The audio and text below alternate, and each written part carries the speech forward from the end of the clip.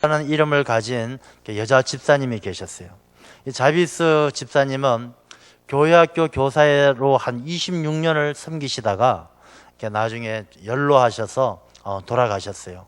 그래서 자비스 부인이 돌아가신 후에, 자비스 집사님이 돌아가신 후에 추도식을 하기 위해서 1년 뒤에 그 26년 동안 배웠던 제자들, 교회학교 제자들이 모여서 예배를 드리게 되었습니다.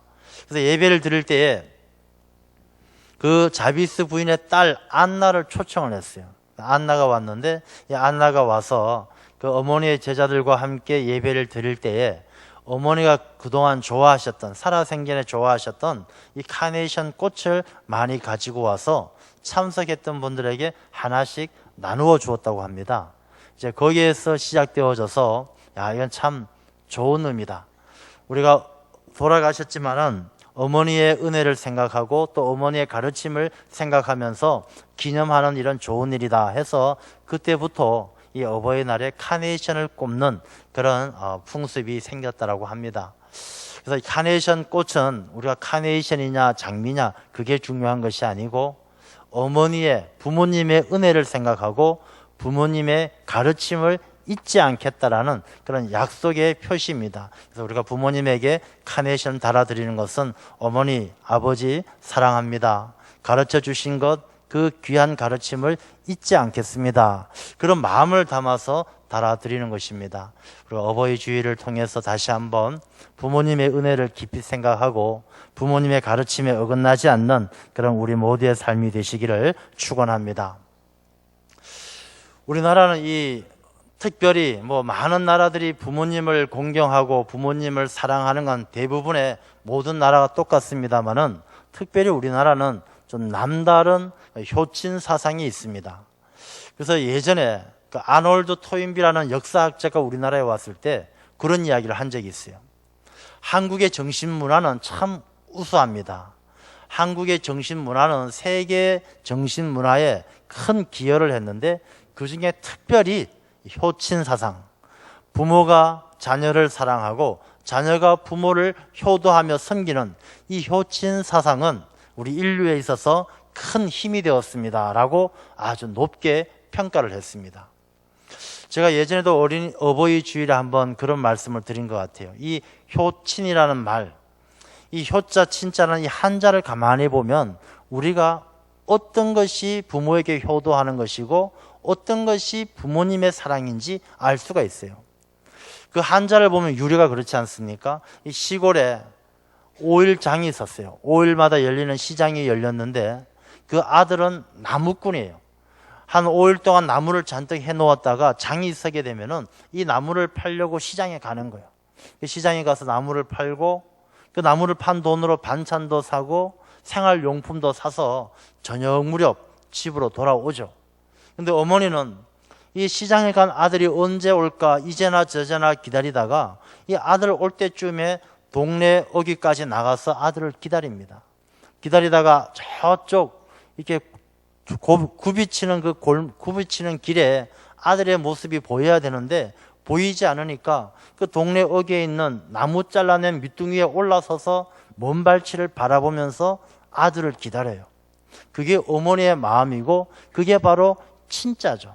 우리가 이 나무 목자 위에 설립자를 쓰고 볼견자를 쓰죠. 그러니까 어머니의 마음이 친이에요. 그러니까 아들이 돌아와서 아이고 어머니 다리도 아프신데 왜 여기 나오셨어요? 제가 업어드릴게요. 제 지게에 타세요. 어머니를 지게에 치고 집으로 돌아오는 그 아들의 모습이 효죠, 효. 그래서 우리 효친, 이것을 부모가 자녀를 사랑하고 그 부모의 마음에 담겨 있는 친, 또 아들이 어머니를 사랑하고 업고 가는 그 어머니를 공경하는 마음, 효, 이것을 우리가 효친 사상이다라고 이야기를 합니다. 그런데 안타깝게도 그렇게 세상으로부터, 온 세계로부터 인정받고 귀하게 여겨지던 이 효친 사상이 오늘날에 와서는 많이 퇴색해져 가고 있다는 것을 느끼게 됩니다. 우리가 지하철 안에서도 어른 아이 할 것 없이 아이가 버릇 없이 어른들하고 싸우고 이런 일들이 이제는 비일비재하게 일어나고 있고 부모와 자식 간의 관계도 옛날 같지 않은 것을 보게 됩니다. 예전에는 살아가는 모든 삶의 지혜가 부모님이나 어른들로부터 왔어요. 그래서 부모님들이나 어른들이 하시는 말씀을 순종을 잘했습니다. 그런데 요즘에는 워낙 이 정보의 홍수시대, 뭐 인터넷이나 TV에서 틀면은 얼마나 새로운 정보가 쏟아집니까? 그러다 보니까 이 정보의 홍수시대를 살아가면서 어른들의 말씀을 너무나 가볍게 여기는 거예요. 어른들의 그 경험, 어른들의 그 지혜를 마치 이제는 구닥다리, 그냥 쓸데없는 그냥 옛날 이야기로만 치부하고 순종하지도 않고, 부모의 말씀도 순종하지도 않고, 그런 안타까운 모습들이 우리 주변에서 많이 일어난다는 것입니다. 그래서 우리가 어버이 주일을 통해서 우리 그리스도인들은 다시 한번 하나님께서 이 가정을 제일 먼저 세웠던 것은 이 가정이 얼마나 소중하고, 또 이 가정이 잘 세워져야 하나님의 축복이 그 가정 가운데 임하는데, 어버이날을 통해서 우리의 가정은 하나님 앞에 바로 서 있나? 부모와 자식 간의 관계는, 우리 가정은 하나님께서 합당하게 여기시고 기뻐하실 만한가? 그것을 돌아보면서 우리의 가정을 바로 세워가는 그런 귀한 시간이 되어야 할 줄로 믿습니다. 이 부모님을 사랑하고 공경한다는 것은 그냥 해도 되고 안 해도 되는 것이 아니에요. 여러분들 어린 시절에 십계라는 영화 보셨죠? 십계 보면 시내산에서 모세가 돌판 2개를 들고 내려오는 그런 모습, 저 지금도 기억이 납니다. 그 십계에는 하나님께서 우리에게 꼭 지켜야 될 10가지 계명을 주셨어요.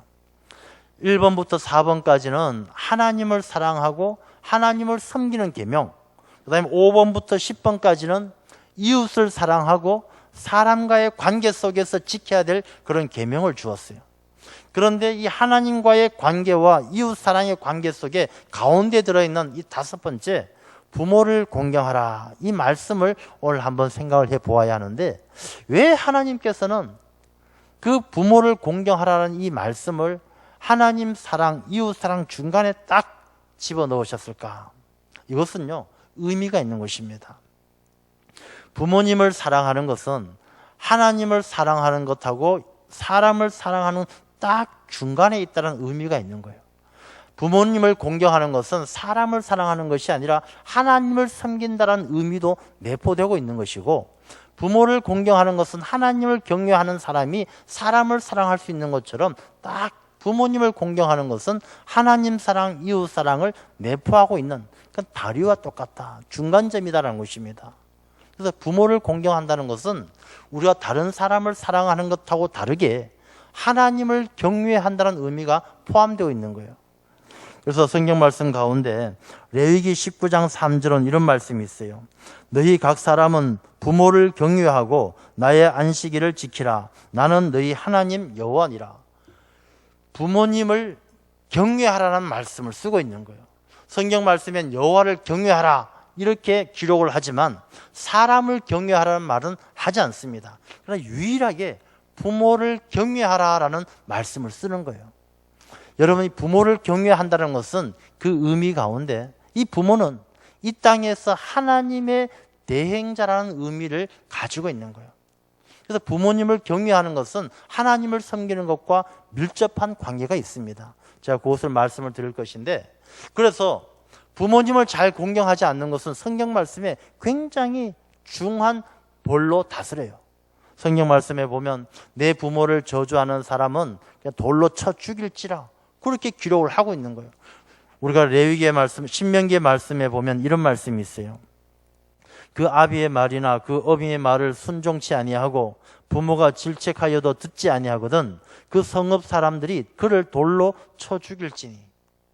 부모를 경외하지 아니하고 부모의 말씀을 듣지 않는 것은 하나님께서 굉장히 중한 책임을 묻는다는 것입니다. 왜냐하면 부모를 공경하는 것은 하나님을 섬기는 것과 아주 밀접한 연관이 있기 때문에 그렇다는 것입니다. 음성 쪽에 가면은 삼형제 무덤이라는 것이 있답니다. 삼형제 무덤. 이 삼형제 무덤은 언제 생겼냐 하면 6.25 때 생겼어요. 6.25 때 그 마을에 이 삼형제가 살았습니다. 이 삼형제가 어머니를 모시고 살았는데 이 6.25 전쟁이 났어요. 전쟁이 나서 다 막 비행기가 폭격을 하고 총알이 날아들고 이런 전쟁 와중에 이제 이 마을에서도 피난을 가야 되는데 이 어머니가 나이도 연로하시지만 또 다리도 불편해서 걸음도 잘 못 걸으셔요. 그래서 피난을 가야 되는데 이 어머니를 모시고 갈 건지 두고 갈 건지 고민이 되는 거예요. 어머니는 아들에게 이야기하죠. 아들아, 아들들아, 나도 좀 데려가다오. 나도 같이 가자. 이야기합니다. 그러나 이 아들들은 피난을 가는데 이 어머니, 몸이 불편한 어머니를 모시고 가면 피난도 제대로 못 갈 것 같아요. 그래서 이 아들들이 상의하기를, 어머님이 앞으로 사시면 얼마나 더 사시겠냐. 그냥 집에서 편안하게 계시다가 뭐 돌아가시게 되면 돌아가시는 게 낫지. 피난 가서 고생할 게 뭐냐. 자기들이 힘들고 귀찮으니까 어머니를 그냥 두고 떠나기로 결정을 한 거예요. 그래서 삼형제가 어머니를 두고 보따리를 사서 피난을 가는데 피난 가서 마을도 벗어나기 전에 폭격을 맞아가지고 이 삼형제가 그 자리에서 죽었다라는 거예요. 그래서 그 마을 사람들과 어머니가 그 삼형제의 무덤을 만들어 주었고, 그 마을에서는 이런 불효자가 되어서는 안 된다. 어머니를 버리고 가다 삼형제가 한 자리에서 죽음을 당했다는 것을 교훈으로 삼고 부모에게 잘해야 된다 가르치기 위해서 그 무덤을 보존하고 있다는 것입니다.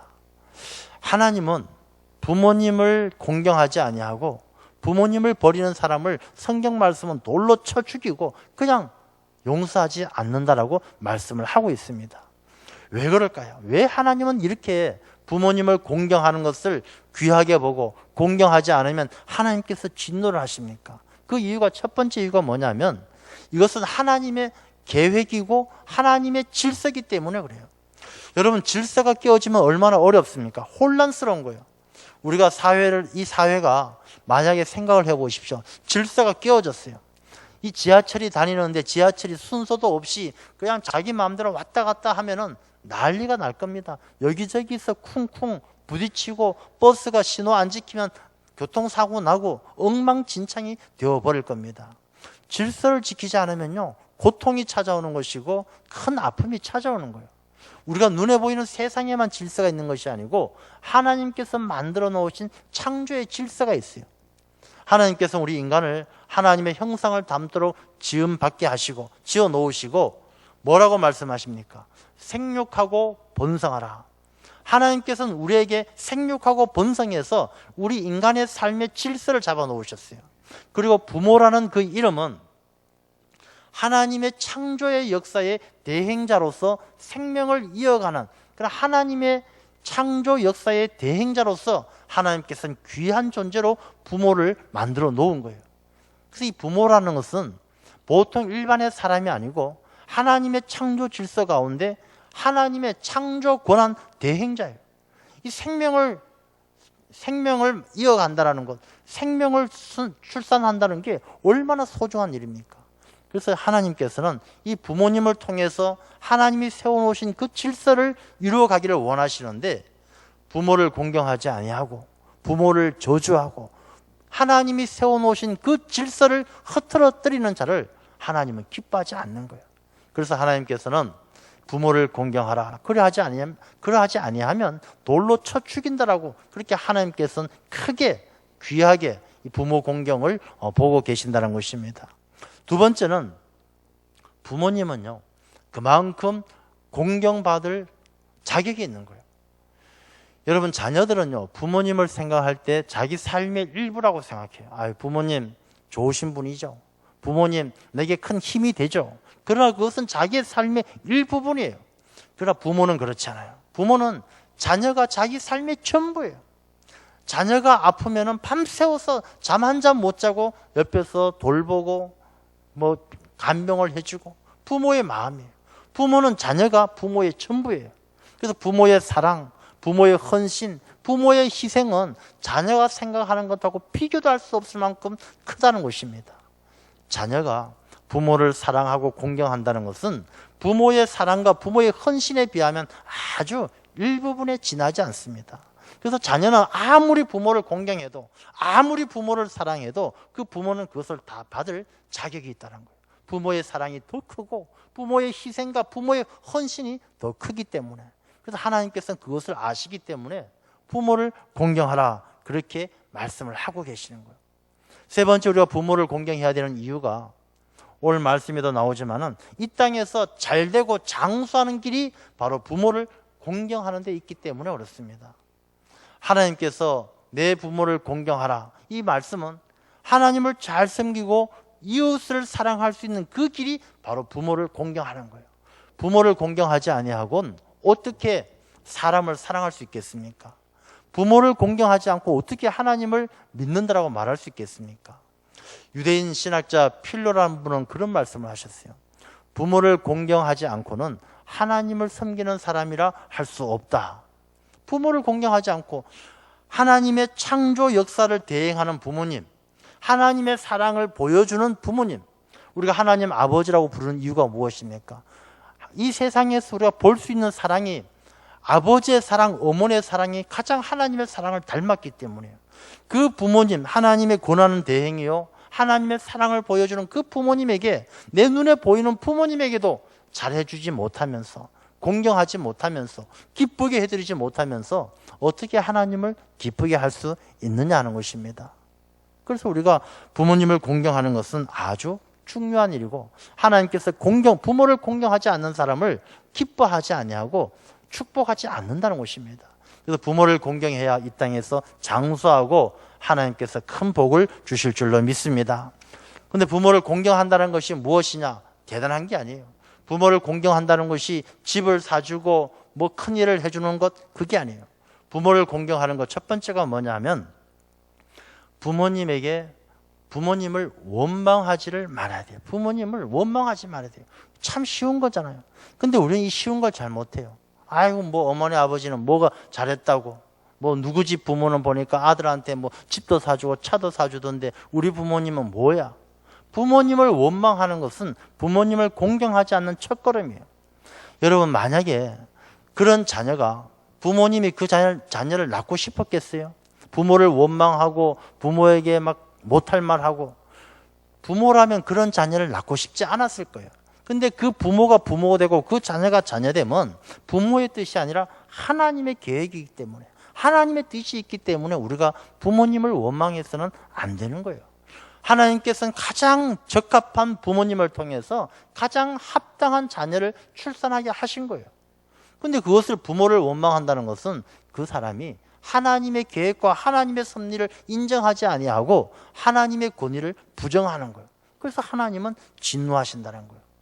두 번째는 우리가 부모의 아픈 상처를 건드려서는 안 돼요. 부모님들도 다 약점이 있고 상처가 있어요. 엄마는 뭘 잘했다고 그래, 아빠는 뭘 잘했다고 그래. 이것은 부모를 공경하는 것이 아니에요. 부모에게 상처를 건드리는 것은 부모님에게 큰 잘못을 범하는 거예요. 요즘에 며칠 전에 뉴스를 보니까 이 장안에 혐오동시라는 게 아주 큰 이슈가 되었더라고요. 초등학교 3학년 학생이 시를 썼는데 이 시를 쓴 게 책으로 발간이 되었어요. 솔로 강아지인가 그 시집 제목인데 그게 발간이 되었는데 그 중에 어떤 시가 있느냐 하면 한번 들어보십시오. 학원에 가고 싶지 않을 때 이렇게 엄마를 씹어 먹어, 삶아 먹고 구워 먹어, 눈가를 파먹어, 이빨을 다 뽑아버려, 머리채를 쥐어 뜯어, 살코기를 만들어 떠먹어, 눈물을 흘리면 핥아 먹어, 심장은 맨 마지막에 먹어, 가장 고통스럽게. 이게 초등학교 3학년이 쓴 시라고, 또 이게 작품성이 있다라고 이걸 책으로까지 만들어냈다는 것입니다. 이게 무슨 작품성이고, 이게 무슨, 예전 같으면요 이런 아이 곧바로 정신병원에 보냈어요. 정신병원에 보내서 치료받아야 될 애들이에요.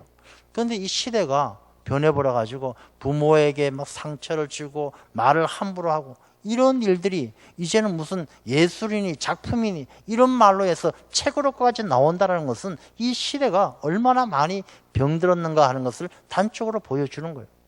뭐 어떤 사람들은 이 아이의 뭐 관점이 특이하고 뭐 예술성이 있고, 다 헛소리죠. 그만큼 우리가 병들어 있다는 거예요.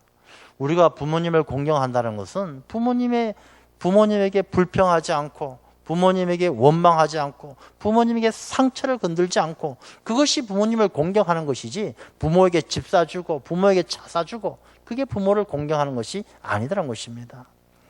제 작은 애가 중학교 3학년입니다. 3학년인데 제가 얘 보고 참 늘 그런 말을 해요. 너 좀 존댓말 해라. 존댓말 해라. 부모에게 존댓말 해라. 여러분 자녀들 부모에게 존댓말 잘 안 하잖아요. 그래서 하라 시킵니다. 근데 한 몇 달 전부터는요, 존댓말을 하는 거예요. 존댓말을 잘해요. 그래서 저러다 말겠지. 몇 달이 지났는데도 잘해요. 그래서 내가 불러서 물어봤습니다. 야, 너 어떻게 존댓말 하라고 그렇게 시킬 땐 안 하더니 요즘은 존댓말을 잘한다. 어쩐 일이냐 물어봤어요. 그런 이야기를 하는 거예요. 자기가 곰곰이 생각을 해보니까 자기하고 별로 친하지도 않은 학교 선생님이나 뭐 체육관 선생님이나 뭐 이런 선생님들, 또 아는 언니 오빠들 별로 친하지도 않고 좋아하지도 않는데 늘 자기가 존댓말을 하고 있더라는 것이죠. 그런데 가장 사랑하는 엄마 아빠에게 존댓말을 안 쓴다는 것은 이것은 잘못된 것이다 라는 생각이 들더라는 거예요. 그래서 그때 그 생각을 하다 보니까 사랑하고 좋아하는 사람에게 기뻐하는 일을 먼저 해주는 게 당연한 것이다. 그걸 생각하고 나서는 존댓말을 잘 쓴다는 거예요. 참 이렇게 많이 컸다, 기특하다, 그런 생각이 들더라고요. 여러분들도 한번 생각해 보세요. 여러분들 나이 먹어도요, 나이가 좀 많아도 엄마, 아빠 친하다는 이유만으로, 부모님이 친하다는 이유만으로 얼마나 쉽게 상처되는 말을 합니까? 뭐 엄마는 잘난 게 뭐야? 엄마가 나한테 해준 게 뭐야? 이런 말들을 너무나 쉽게 내뱉는 거예요. 여러분, 우리가 내게 해준 것 아무것도 없는 지나가는 사람에겐 그렇게 웃음을 띠고 친절하게 좋은 말 다 해주면서 내게 그렇게 쏟아부은 부모님의 그 사랑과 헌신을 받고서는 그 부모에게 상처만 주고 아픈 말만 한다라면 하나님 보시기에 우리가 얼마나 고약해 보이겠습니까? 우리가 그러면서 무슨 이 땅에서 장수를 하고 이 땅에서 축복받겠습니까? 우리가 먼저 부모님을 공경하고 부모님에게 상처되는 말을 하지 아니하고 부모님을 잘 해드리는 것, 그게 바로 우리가 축복받는 비결인 줄로 믿습니다. 그리고 우리가요, 부모님을 공경하는 것은 큰 힘이 드는 것도 아니에요. 부모님의 뜻을 잘 따라주는 것도 내가 이 땅에서 잘 되는 축복의 비결이에요. 여러분, 우리가 자기 자신에 대해서는 내가 가장 잘 알 것 같지만 그렇지 않아요. 내 자신에 대해서, 내 영적인 상태, 내 삶에 대해서 가장 잘 아시는 분은 부모님이에요. 부모님. 여러분들은, 저나 여러분들은요, 2살 때 기억을 못해요. 2살 때, 여러분들 2살 때 내가 걸음마 처음 배울 때 그냥 걸어가다가 옆에 테이블 모서리에 부딪혀서 내가 세 반을 꿰맨 적이 있어. 이거 기억하는 애들이 누가 있어요? 2살, 3살 때 기억을 아무도 못하는 거예요. 그러나 그 아이에 대해서 부모는 다 아는 거예요. 너 1살 때 오줌을 쌌다, 뭐 2살 때 걷다가 부딪혔다, 넘어졌다, 냄비에 데웠다. 부모는 다 아는 거예요. 내 몸에 난 상처를 내가 기억을 못해도 부모는 다 아는 거예요. 나한테 대해서 부모만큼 잘 아는 사람이 없어요. 그러면 내가 잘 되기 위해서는 당연히 부모의 뜻에 순종해야 되죠. 부모님은 내가 내 자신을 모르는 것까지 다 알고 있는 부모님인데, 그리고 내가 나를 사랑하는 것보다 더 사랑하는 것이 부모님의 사랑인데, 그 부모님의 뜻을 따라주는 것, 부모님께서 하시는 말씀에 예, 알겠습니다, 그렇게 하겠습니다, 그 한마디가 부모를 공경하는 비밀이라는 거예요. 여러분, 부모를 공경하는 것도요, 다 때가 있는 거예요. 금방 그 때가 지나간다는 것입니다. 우리가 예전에 그 정철이라는 분이 쓴 시조 가운데 그런 말이 있죠. 어버이 살아 계실 때 섬기기 다하여라. 지나간 후에 애달다 어이하리. 평생에 고쳐 못할 일 이뿐인가 하노라. 공경하는 것도 다 때가 있는 거예요. 부모를 사랑하는 것도. 여러분, 우리가 부모님이 나이 들고요, 나이 드시면은 판단력도 흐려지고 능력도 떨어지고 많은 것이 변해요. 근데 부모를 공경하는 입장에서 보게 되면 그것은 하나님께서 우리에게 주시는 보은의 기회예요. 내가 받은 부모님의 사랑과 부모님의 은혜를 갚을 수 있는 기회를 주는 거예요. 부모님이 늙고 병들고 판단력이 흐려진다고 해서 나 이제 부모 말 안 들을래, 내 부모하고 좀 거리를 두고 부모님 안 모실래, 그래서는 안 된다는 것입니다.